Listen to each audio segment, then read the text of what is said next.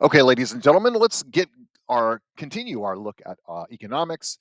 Remember that economics is the curious task to demonstrate to men how little they really know what they imagine they can design.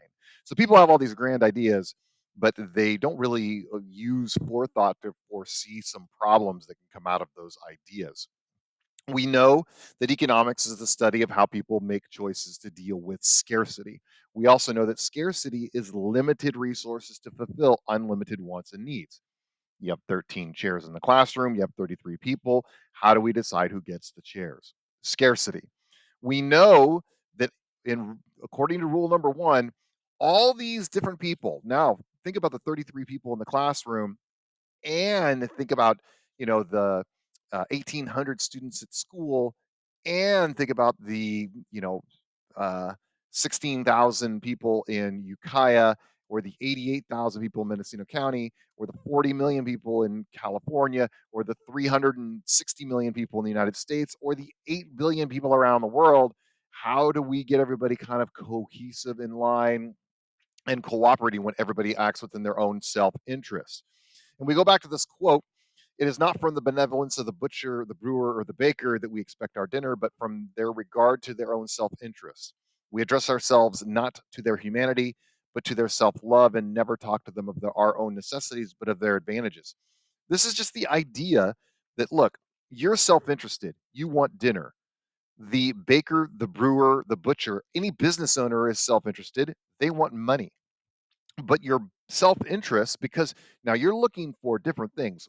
The business is looking for money, you're looking for dinner, but they connect, and self-interest here drives something.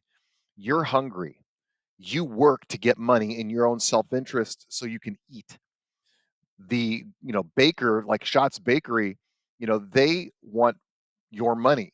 To do that, they make good product, they make good bread, they make good cakes, they make good cookies, so that your interests actually kind of come together.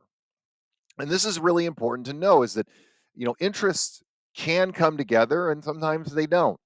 But if we want to really solve problems, and we want to make more people satisfied and make the world a better place, what we try to do is find out, how do we make connections between people's self-interest that benefit the good of everybody?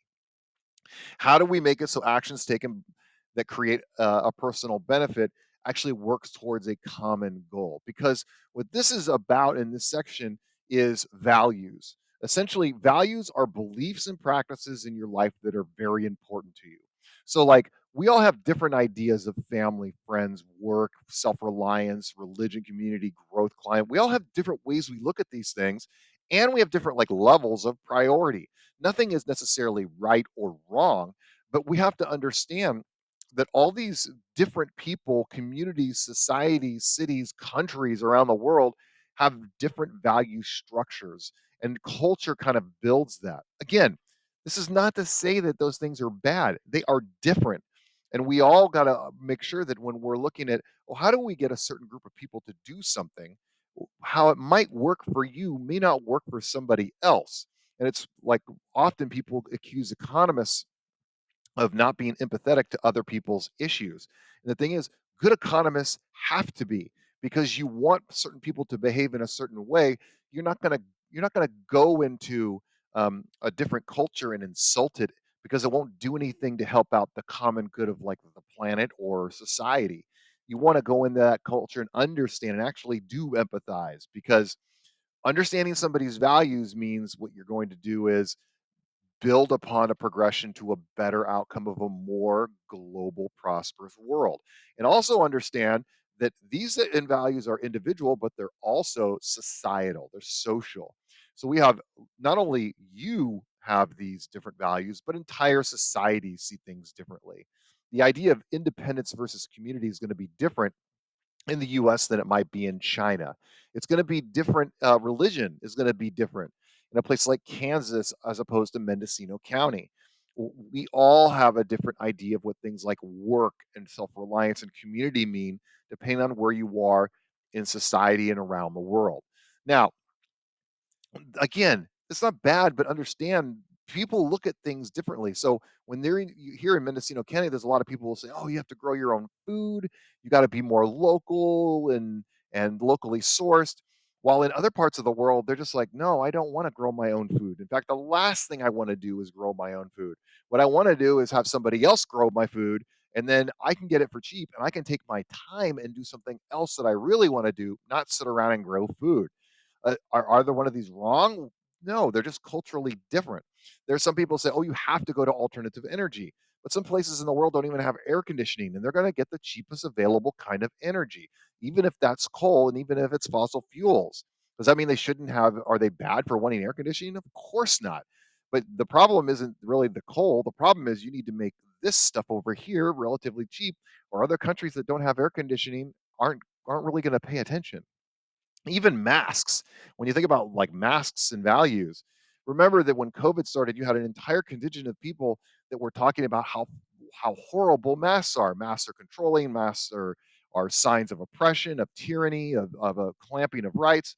But if you go to places like South Korea, Taiwan, Japan, you're going to see masks every winter, sometimes even more than that, and it's just kind of like a normal part of society. You didn't have these massive anti-maskers having a fit because culturally it's just seen as a different issue. Again, not necessarily wrong, but the culture that's behind it is what you really want to look for. Now, once we have established these values, then we can start to see what people need and want. So values determine what the consumer needs and wants. And a consumer is simply someone who purchases goods and services. A need is something that a body needs to survive. Food, water, clothing, a safe place to live. Those are the ultimate needs. Without them, you will die. You will literally die. Okay. Wants are just something that you desire. A car is really cool, but you don't really need it. Books, refrigerator, smartphone, these are more conveniences. Do they make life easier? Yes. Will you die if you don't have them? Absolutely not. So a need is something you need to survive. A want is something that is desired. And we want to separate goods and services in one of these two categories. What happens when you get healthcare or the internet or climate friendly goods? You get into kind of a gray area. And what we learn in economics and any kind of social studies, it's kind of hard to put something in a group. Is all healthcare a need? Not necessarily. Is some healthcare a need? Of absolutely. How much is the internet actually connected to your ability to survive versus is it really kind of a want? That's kind of in this really gray, weird area. But consumers want goods and services. Now, once a consumer says, I want something, a producer goes out there and says, I can use my self interest, make money by producing a good or a service. And a producer is some simply someone who makes goods and services. What is a good? Well, a good is a physical object that I am selling, whether that's a car or salt or a book or a pencil. It's something I can actually physically hear. That's a good. I can touch. I got a desk here. That's a good. I got this computer here. That's a good. These headphones. That's a good. Look, my water bottle. That's a good. Services are an action performed for someone, a dentist, a teacher, a plumber, a salon, a car wash, a doctor, a garbage man, waste management, a person at a grocery store. They're selling goods, but like the service of actually like moving them out to your car, that's kind of like performing also a service, which brings us down to here. Can you actually be a business that does both goods and services? And the answer is, well, sure you can. A grocery store has a bunch of goods inside it, but it actually provides the service of putting those goods under one roof. Okay. Would a grocery store be a good or a service? Well, really, it's mostly a service because the goods are actually made by a different company and they're all taken to a grocery store where you can buy it. But here's another example of a business that could be both. Restaurants actually can be a good or a service and can be both. A place like Taco Bell, why are you really going to Taco Bell? Well, because it's 2:30 a.m. and you're going to go eat somewhere. But all these things, tacos, burritos, crunch wraps, really terrible like faux cheese with like really bad chips. These are all goods. They're physical, you can handle them, all of that. But some restaurants, when you actually pay more money, you're not only going for the food, you're actually going for the experience. So, like when you have something like this is a sushi bar, all right? They're here eating this food, and the food is a good. But notice what they're doing. They're sitting here, they're watching people make their food right in front of them. It's often really quick. It's the ambiance and the feeling of the restaurant. It is both a good and a service. All right. So the restaurant is providing the food, but it's also providing almost like a form of entertainment, also. Okay. So here's the fundamental issue of economics: we have scarcity, which is unlimited human needs and wants and limited resources. That creates scarcity.